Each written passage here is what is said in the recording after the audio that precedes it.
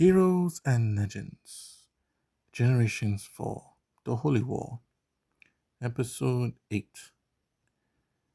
The forces of the Infoco group, now being led by Alamo's son, beloved son, Xavier Alando, and Marine,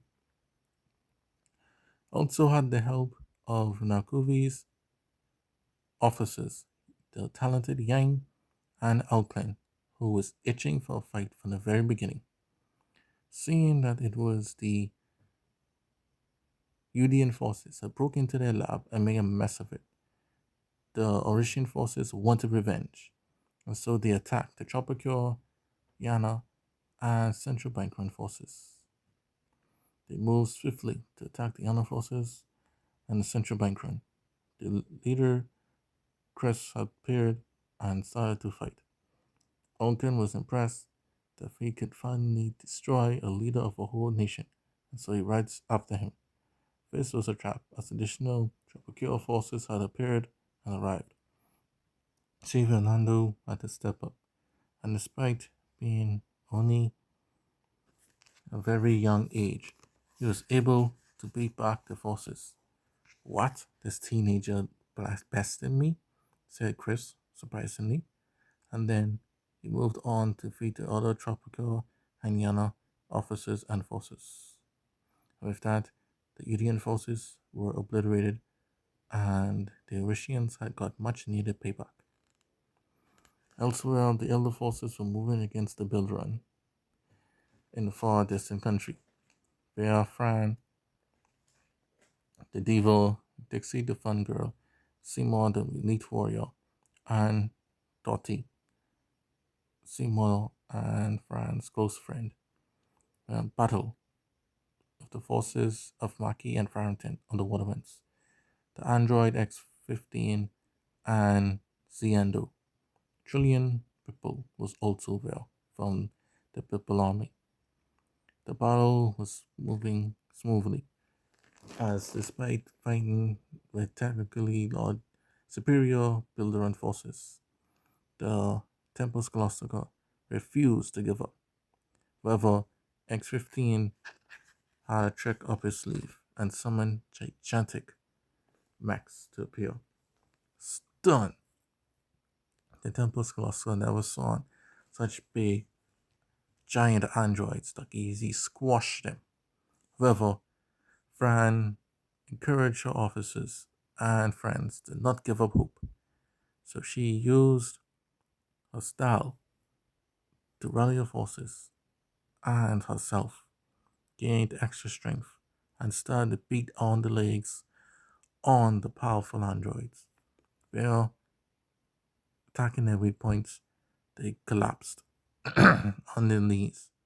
That way, it's more easier to get to the vital parts and destroy them.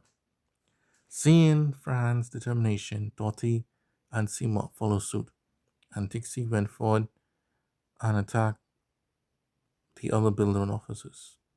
Soon, surprisingly, the mechs and androids of the proud Builderon Empire were destroyed. Stunned by this, the Builderon retreated, fearful for their lives. With that, the Elders won a decisive victory. Elsewhere, the Stella Forces, led by Stella, who in turn was from Mauritian, had now returned to the lands she once fled from. She had her suspicions about Kilgore and the Builderon's over-reliance of him. She knew that she saw him before within these lands, and if he was of Mauritian origin, he might not be the same as the Neo-Builderon, who were called now their allies. Still, she knew that those that were coming for her were itching to look for her. Forced now in this war, her and her forces traveled closely, and Zing, her protector and best friend, the great swordsman, tall in stature, bowed to protect her. The forces, the Coot, the Lock, and the last of the Tiger forces, Miguel, the helpless romantic now within the 10-year span, had convinced Vivian to let down her hair and allow him to be her wife, her husband. And so they were able to get married and now fight as one. Ezra Carter was seeing his mother die within 5 years before this war began. Now doesn't really talk much and uses his fighting with his blaster to do all the talking he needs to do to win this war so he can return back to his mom's gravestone and spend time with her. Hognose was a powerful, half hog, half man creature, and he has a temperament of a boar, a very powerful warrior indeed. He marched forward deep within Rishian territory to take lands. However, Stella's worst nightmare will occur and happen and reach her at long last. The forces of the Nika forces, the homeland in which she was born, had appeared. Those that were hunting her, the leader of the Nika forces, Oji, had finally found him. The psychic was excited, along with Burel, the beast lady of the land, and Tank, the bold warrior. Oji then claimed to Stella, "Well, isn't it the wretch herself? You murderous fiend, you and Zing, traitors. You killed my lord, and now it is time I avenge him." Then Hognose was like, "All of us against 3 of them. We could take them. Let's go." And then Carter started blasting away, and Miguel and Vivian followed suit. Ikute then went after Tang, and the two warriors duked it out. Zing stood close to Stella as she froze in terror. She did not want to fall for the psychic abilities of Oji, but given that they were also Orishian, that cannot happen. However, it cannot be said for other forces that were not Orishian at all. Still, she cannot be fearful, and she told Zing to go and fight. Zing then went to confront Hoji, but Hoji was too strong, and he used his psychic abilities to levitate and to fly past Zing's swordplay. No matter how much Zing swung his sword, Hoji was too quick, and so he began to fight for real, and using his own might instead of his psychic abilities. He was able to beat back Zing and remove his sword from his hand and push him back. Now, Stella had finally grown up courage and told the rest of her forces to charge, and they ganged up on Hoji. Hoji then dodged all their attacks and read their minds, knowing what they were going to do prior to doing it, and he counted them all.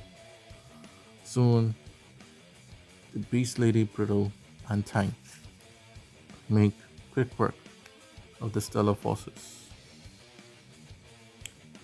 And all the forces were basically battered and bruised and beaten. Hognose was the least injured, but he had slammed his head hard to a wall when he was trying to kill Tank. I was knocked out. The other forces laid helpless as they had been slaughtered as they was laying down. Then Hoji mind controlled Zing, and he was going to order Zing to slay his lord and friend Stella. Stella stood there helpless, and she couldn't believe that this was her end. Then suddenly, an old man's voice cried out and said, "Stop!" Hoji and then Brittle and Tang looked back in disbelief, and Stella's face was cold and pale as though she'd seen a ghost. the man that she had killed, the reason why she was hunted down, the reason why she could not go back to Rishian was of one man, Zotan, the chief of the Nick forces. He had somehow returned from the dead, and now he had returned. Stella killed Zotan as he and Guvi were up to no good. Although she was evil, very evil, was truly beyond anything that could comprehend logic. And so she killed him in order to start a revolution to get the rest of the Orisonnians to see sense and to rise up against Nakuvi and Sultan. But however, it won her and Zing wanted boosters and the disdain of all their fellow Orisonnians. And when the time had come for them to escape, they escaped. And ever since then, Stella was wanted and fled, shocked and stunned. How could Zoltan be alive? She killed him herself. Zoltan then explained that he was indeed dead, but during death, he witnessed many things: the wars, the chaos, the reincarnations, the time disruptions, those returning from the dead and becoming back alive would cause even more chaos and trouble. Surprisingly, he was one of those that had returned from the dead, and now fully understanding his master Nakuvi's plans and vision for the future. He was well versed in all arts of fighting, with his powerful giant sword on his right arm and holding his left arm on his back. He walked with a forward lean and with a wicked smile on his face. He told Hoji to stand down, as he himself wanted to be the one to slay Stella. When Hoji stood down, Singh was able to fight off Hoji's mind control.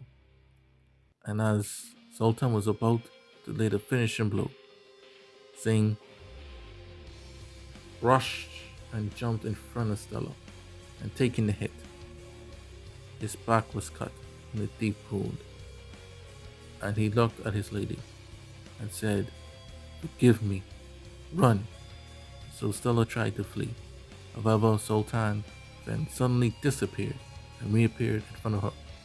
She stopped as she was stunned to see Sultan, and then his sword thrusted into Stella's guts. And as he pulled out, all her vital organs and gallons of her blood gushed down onto the ground.